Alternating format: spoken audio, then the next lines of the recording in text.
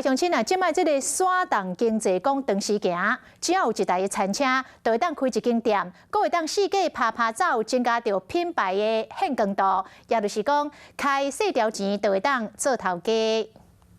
这边相比好了。大型体人体服务，毕竟对上班族来讲，食一顿早顿真重要。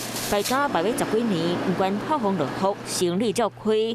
旁边另外一个摊比拼，才敢若做4个月过，靠一台小车，逐工透早准时做生意。因为我们住比较远，对，然后跑过来也是蛮累的，就比较早起啊，当然比较便宜一点，对，大概加设备40吧。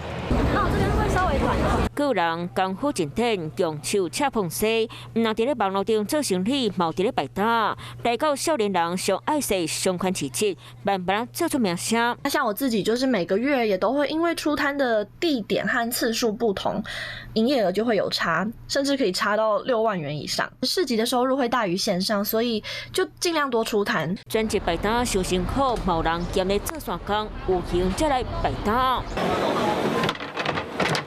亲像这一台下档装大餐车，1万块地当配，成本免粗，地当家己做头家。佮另外一种餐车，配备含菜单，全部家己准备好势，一套19班，这条一个开落开店轻轻松松。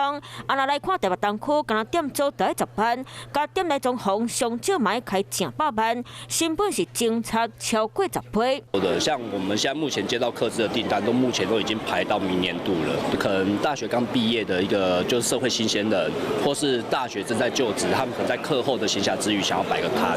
那另外蛮多的就是可能就是我们所谓的年轻妇女，她可能孩子还小，她没有办法从事一个正职的工作，但是她在下午时段可以卖一些小点心。